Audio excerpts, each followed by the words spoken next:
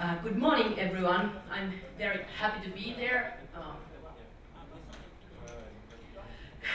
Good morning, everyone. I'm very happy to be here. I really appreciate your support of Veera de France, and I have had very nice morning discussions here already. So my name is Veera Mustonen. I come from Forme in Helsinki, and I will talk to you that how smart city kind of living lab could take smart city development further in Helsinki.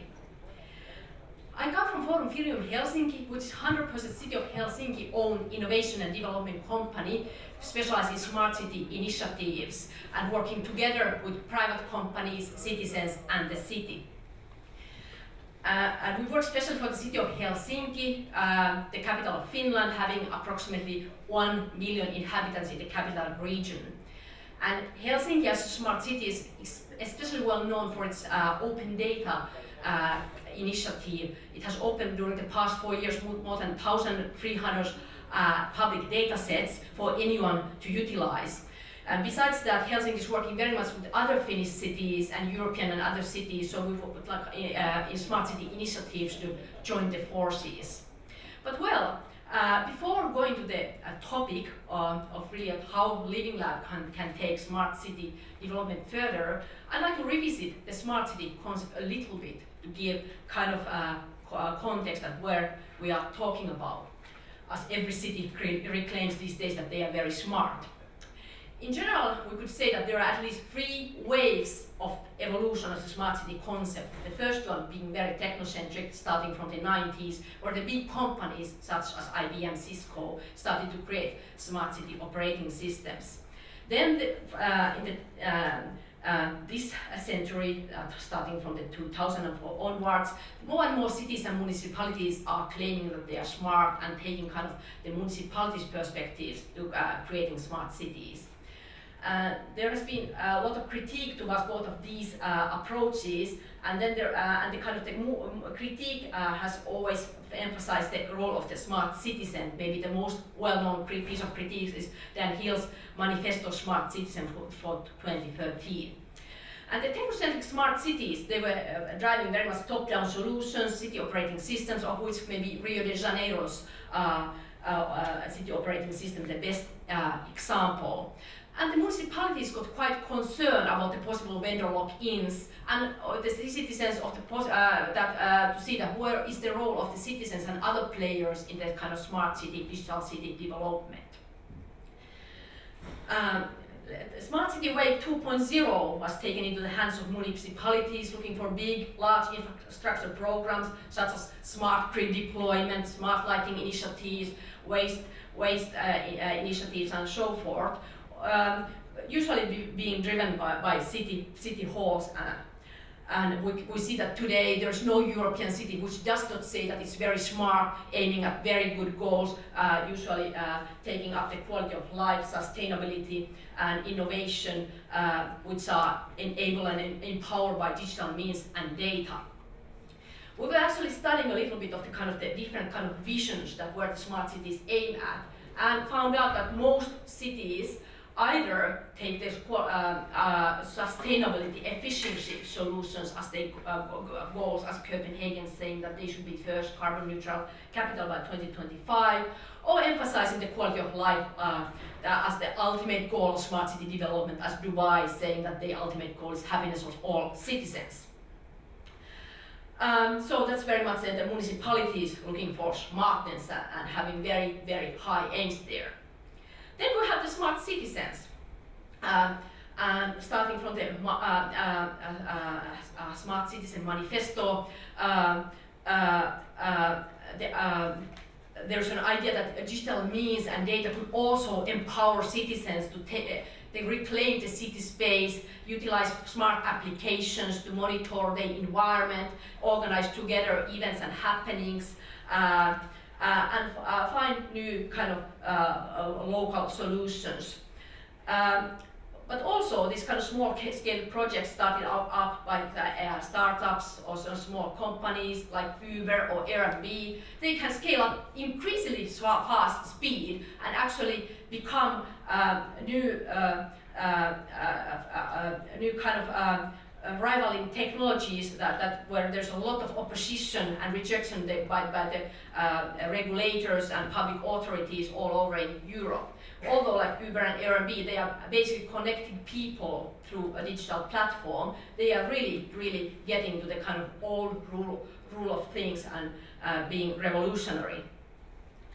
But thinking of these smart city concepts, we see that the technocentric and municipal, they are very much top-down, whereas the smart citizens are kind of bottom-up. And you can kind of draw this kind of axis, seeing that there are different kind of ultimate goals, sustainable resource efficiency in the other side, quality of life in the other side, and then top-down and bottom-up approaches. And I would propose that the kind of balanced smart city concept will actually lie in the middle, smart city 3.0 if you wish.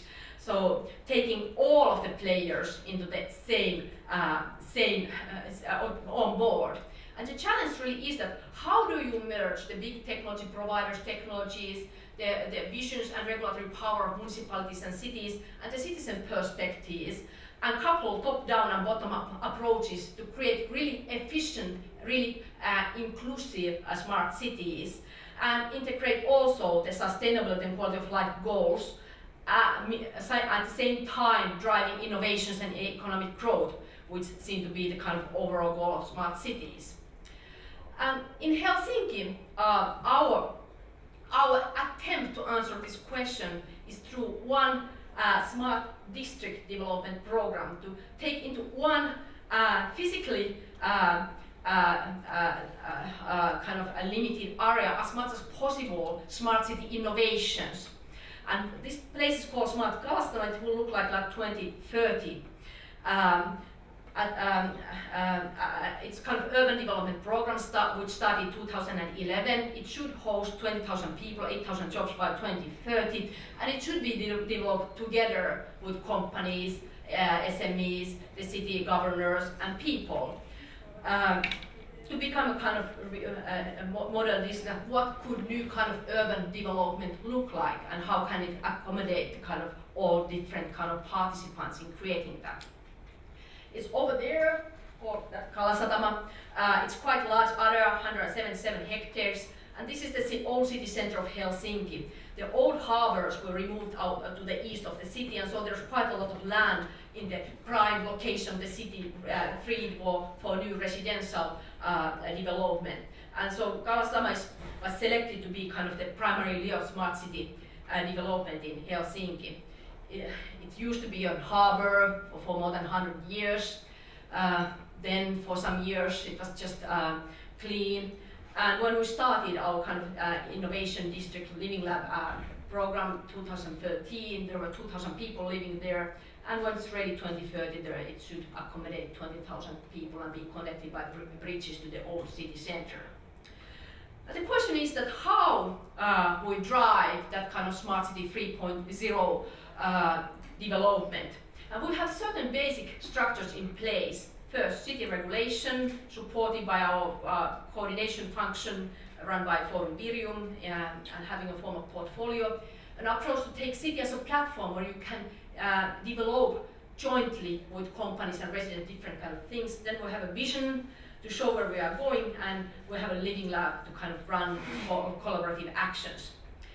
But baseline of the smartness of Kalasatama comes from city regulation, which is a really powerful tool to kind of push top-down approaches to the city.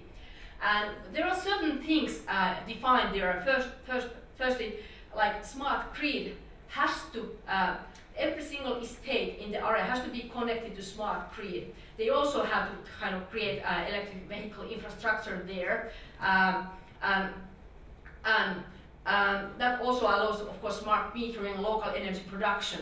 That's a good example that this program is run by the local energy company together with some other companies. That when you create top-down or smart grid, you also need kind of the bottom-up initiatives of kind of other companies and people if they want to produce energy locally there, and also connect and increase the awareness of households through kind of real-time smart metering system, remote control of the household electric appliances.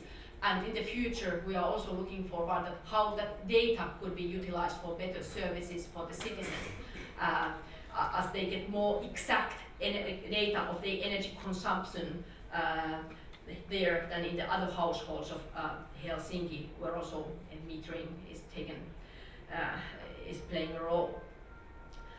Another thing that is kind of pushed through municipal regulation is a pipeline-based waste collection system. That in the district, every single estate has to utilize this kind of system, sucking the waste underground 70 kilometers an hour once it's kind of thrown to for cans by the residents or the companies.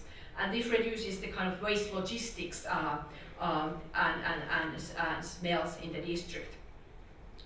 We have a portfolio there where we have 5 teams and currently like 20 different projects. We have a quite large approach to the smart city that we look for the smart mobility solutions as well as energy behavior, but also well-being and educational and smart living services. As it's a new emerging district, we have taken all the kind of infrastructure to be built as a part of our Living Lab platform. So the school will be kind of model school of future education without any classrooms and kind of digital technology accelerator program inside. So the companies come to help the teachers that how future technologies could be utilized.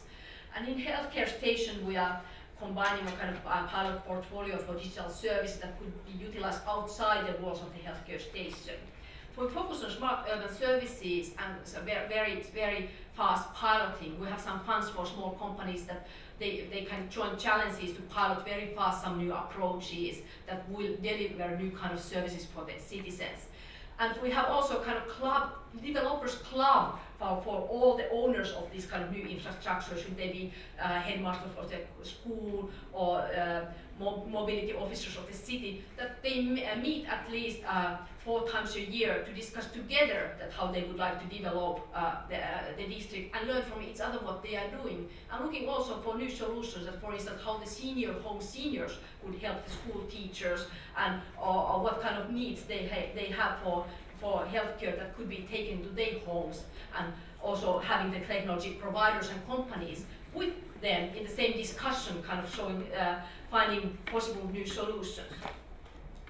We also thought that in this kind of very kind of multi-stakeholder smart city district development, you need to have a vision that shows a common direction for all the different participants who come from very different kind of institutions and have very different interests.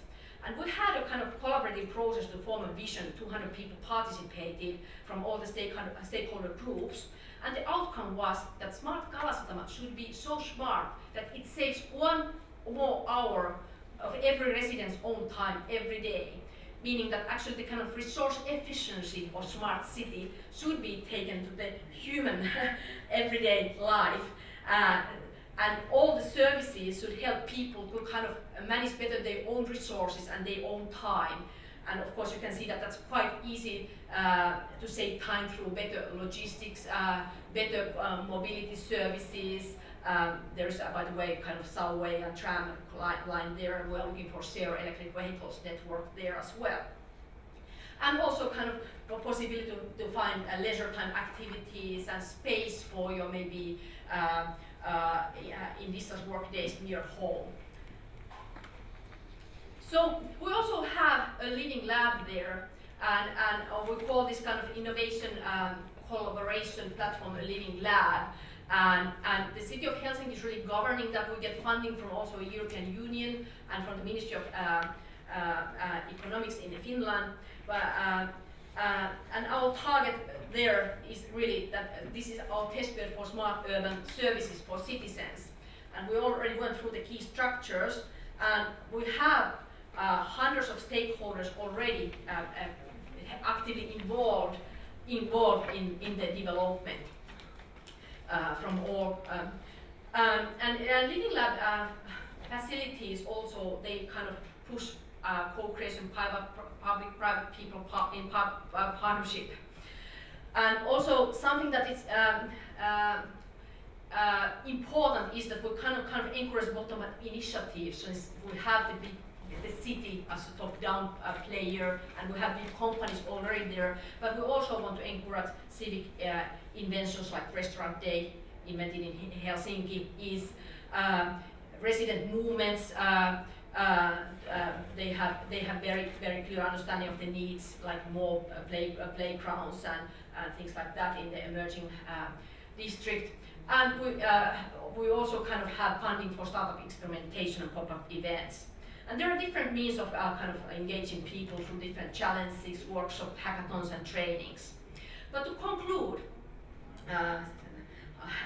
so this is a Smart City 3.0 program, really. And in Kalasatama, in elsewhere, we expect to see more interaction in creating smart cities, interaction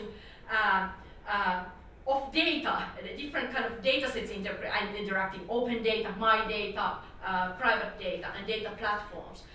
We expect to see more interaction between different kind of people, like coming from industries, startup, city, academia, and we expect to see more citizen participation and citizens kind of developing the districts themselves. And finally, we expect to see more cooperation between the cities so that they can learn from each other and utilize concepts created somewhere in other cities as well. But well, I think I have utilized my time. It was a pleasure. Thank you. Merci beaucoup.